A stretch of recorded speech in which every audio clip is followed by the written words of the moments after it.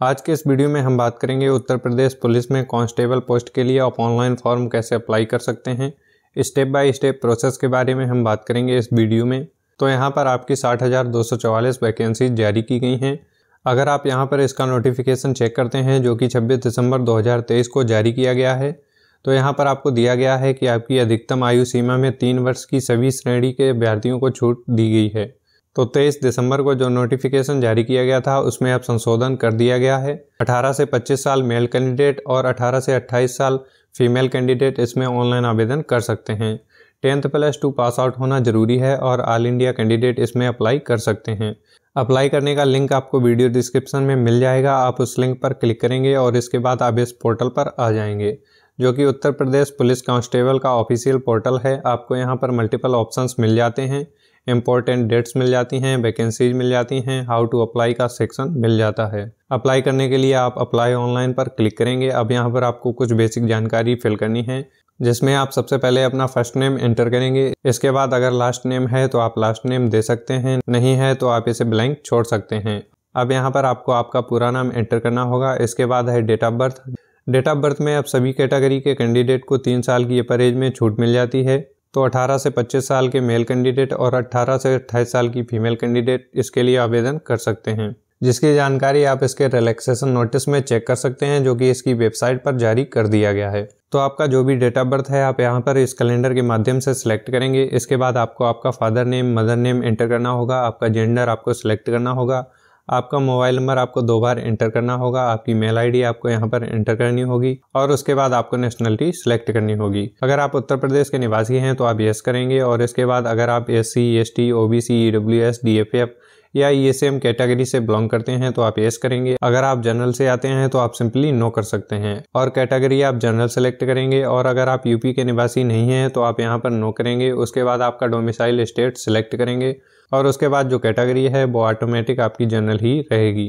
अगर आप यूपी के रिजर्व कैंडिडेट हैं तो उस कंडीशन में आप यहाँ पर यस करेंगे और यहाँ भी आपको यस करना होगा। उसके बाद आपको सबसे पहले आपके मूल निवास की डिटेल्स एंटर करनी होंगी।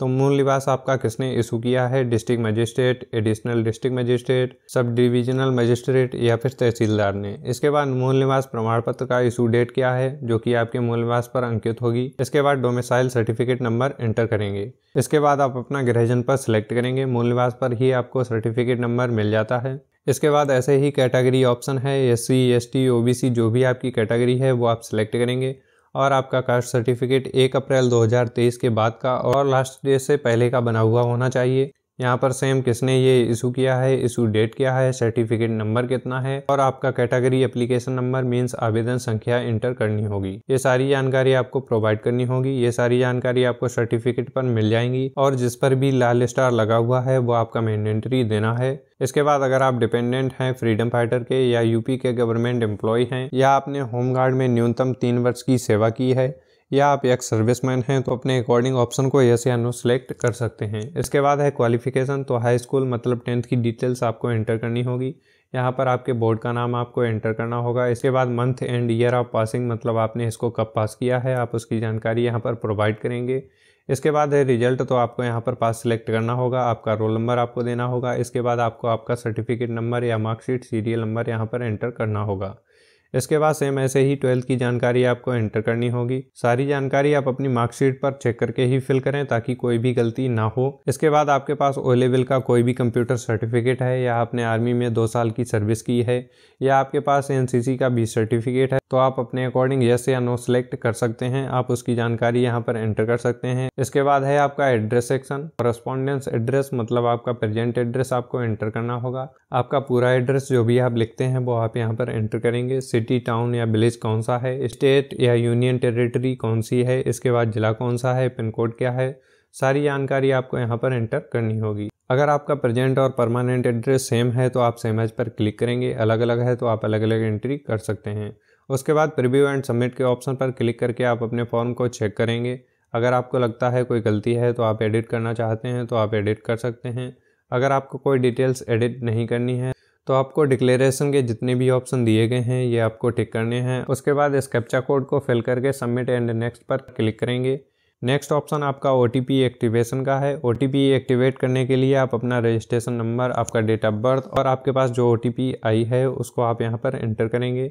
सारी डिटेल्स फिल करने के बाद आप यहाँ से अकाउंट को एक्टिवेट कर लेंगे। OTP वेरीफाई करने के बाद आप लॉगिन हो जाएंगे। अब आपको आपका आवेदन शुल्क पे करना होगा। यहाँ पर आपसे कहा गया है यदि आपने पहले ही भुगतान कर लिया है और आपके भुगतान की स्थिति अभी लंबित मींस पेंडिंग है तो कृपया भुगतान के सत्यापन के लिए 2 दिनों की प्रतीक्षा करें। तो अगर आप यहाँ पर पेमेंट कर देते हैं और आपका पेमेंट पेंडिंग हो जाता है, वेरीफाई नहीं होता है, तो उस कंडीशन में आपको कम से कम 2 दिन का वेट करना चाहिए। उसके बाद ही आप दोबारा से ट्राई करेंगे।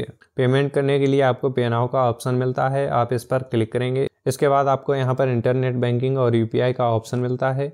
अभी सिर्फ 2 ही ऑप्शन दिए गए हैं, तो आप अपने अकॉर्डिंग नेट बैंकिंग या UPI जिससे भी पेमेंट करना चाहें आप कर सकते हैं। पेमेंट करने के बाद आप अपने पोर्टल पर लॉगिन हो जाएंगे। अब यहाँ पर आपको फोटोग्राफ अपलोड करना है जिसका साइज 20 से 50 KB और सिग्नेचर का साइज 5 से 20 KB का होना चाहिए। इसके अलावा आपको यहाँ पर 10th और 12th का सर्टिफिकेट अपलोड करना होगा। इसके अलावा आपका कैटेगरी सर्टिफिकेट और मूल निवास प्रमाण पत्र आपको यहाँ पर अपलोड करना होगा, जिनका साइज 20 से 100 KB और फॉर्मेट JPG या PNG रख सकते हैं। ऊपर आपको नोटिस दिया गया है डिजिलॉकर के माध्यम से प्रमाण पत्र अपलोड करने का लिंक शीघ्र ही उपलब्ध होगा। डिजिलॉकर के माध्यम से सर्टिफिकेट अपलोड करने का लिंक अभी अवेलेबल नहीं है। अगर आप डिजिलॉकर के माध्यम से प्रमाण पत्र अपलोड करना चाहते हैं तो आप अभी वेट कर सकते हैं, नहीं तो आप चाहें तो ब्राउज पर क्लिक करके अपनी स्कैन की हुई फाइल को भी अपलोड कर सकते हैं। तो यहाँ पर आप चाहें तो अपने डॉक्यूमेंट को खुद स्कैन करके अपलोड कर सकते हैं या आप चाहें तो डिजिलॉकर के माध्यम से भी अपलोड कर सकते हैं। क्योंकि अभी फॉर्म स्टार्ट हुआ है तो डिजिलॉकर का ऑप्शन आपको यहाँ पर जल्दी देखने को मिल जाएगा। ये फिल करने के बाद आपको यहाँ पर फाइनल सबमिट एंड नेक्स्ट का ऑप्शन मिलता है, आप इस पर क्लिक करेंगे। इसके बाद आपका फॉर्म सबमिट हो जाएगा। फॉर्म सबमिट होने के बाद आपको यहाँ पर प्रिंट एप्लीकेशन का ऑप्शन मिलता है, जहाँ से आप अपना प्रिंट आउट प्रिंट या सेव करके अपने पास रख सकते हैं। तो यहाँ पर मैंने आपको सारी प्रोसेस बता दी है कैसे आप यूपी पुलिस कांस्टेबल का ऑनलाइन फॉर्म अप्लाई कर सकते हैं। अगर आपको हमारा ये वीडियो पसंद आया है तो वीडियो को लाइक एंड शेयर और चैनल को सब्सक्राइब करें। Thanks for watching.